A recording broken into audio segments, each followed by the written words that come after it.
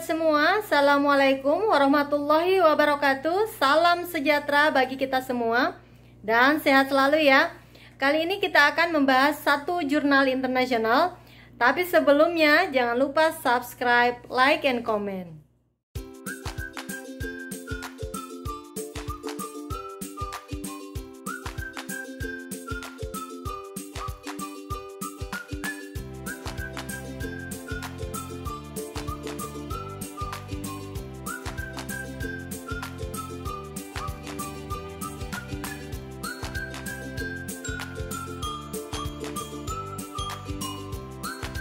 Pembahasan jurnal kali ini bersumber dari Electoral Study. Ini adalah jurnal kualitas 1 atau Q1 dari perankingan jurnal terindeks Scopus di Schimacko Journal.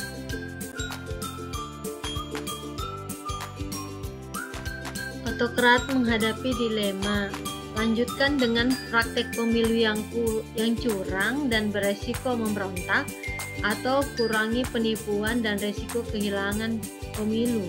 Salah satu solusinya adalah menyusun tata kelola pemilu sedemikian rupa sehingga memungkinkan independensi dan profesionalisme di pusat, memberikan kredibilitas pada proses pemilu dan administrasi tingkat lokal yang partisan, memungkinkan kecurangan di tingkat mikro.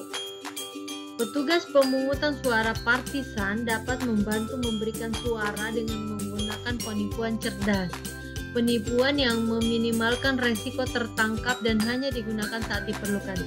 Nah, ini di Armenia, bagian suara partai yang berkuasa sebagai proporsi dari semua pemilih terdaftar meningkat dengan 2,5% di TPS, di mana ketuanya itu secara acak ditugaskan ke partai yang berkuasa. Fraud forensik menunjukkan bahwa salah satu mekanisme di balik ini adalah pemalsuan protokol hasil selama penghitungan. Nah, ini saya menduga bahwa kecurangan hanya digunakan dalam pemilu beresiko tinggi dan bahwa pemantau pemilu tidak dapat mendeteksinya.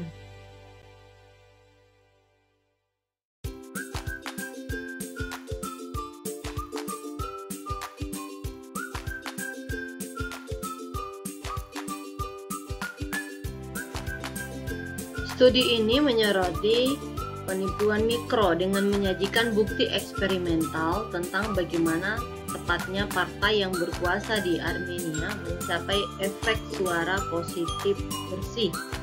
Penipuan dilakukan dengan cara yang sangat sulit diamati oleh pemantau pemilu. Setelah pemilihan presiden 2013, oposisi menentang hasil dan ada beberapa mobilisasi pasca pemilihan di seluruh negeri. Namun, pada akhirnya oposisi gagal memberikan bukti kuat yang akan meyakinkan Mahkamah Konstitusi untuk membatalkan hasil dan protes akhirnya gagal. Dengan demikian, partai yang berkuasa mencapai tujuan utamanya untuk memilih kembali presiden yang sedang menjabat.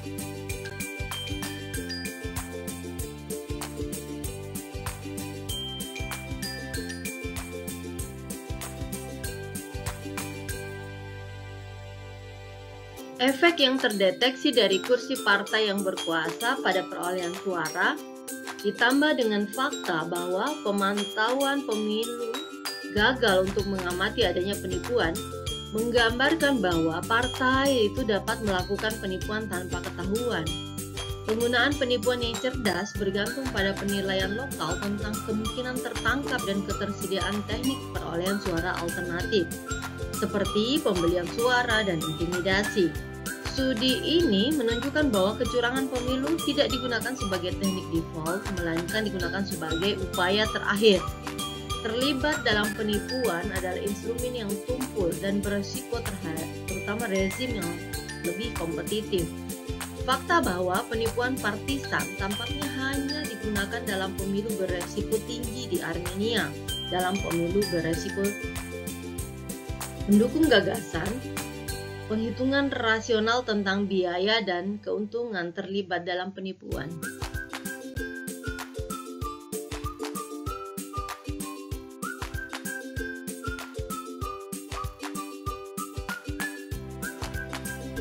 Makalah ini memberikan kontribusi pada literatur tentang partai politik dan kecurangan pemilu. Partai politik dapat menjadi alat yang berguna untuk memaksimalkan suara karena struktur insentif dari organisasi partai membantu menyelesaikan masalah agen utama yang dihadapi oleh penguasa. Anggota partai politik telah memilih sendiri ke dalam partai dan oleh karena itu telah mengungkapkan preferensi politik mereka.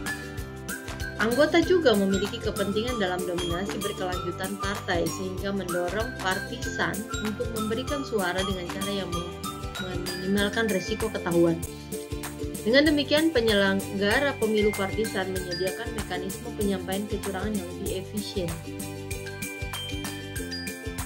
daripada birokrat tingkat jalanan non-partisan. Efek kuat dan substansial penting dari kursi partai yang berkuasa yang didokumentasikan juga memberikan perspektif yang melengkapi literatur terbaru tentang peran partai dalam otokrasi. Partai tidak hanya berharga dalam hal koordinasi intra-elit atau mobilisasi politik, tetapi juga dalam melakukan kecurangan pada hari pemilihan. Kontribusi teoritis barangkali membantu kita memahami keberlangsungan administrasi pemilu partisan di beberapa negara demokrasi mapan dan kebangkitan kembali partai politik di rezim di mana partai sedang menurun di beberapa waktu yang lalu.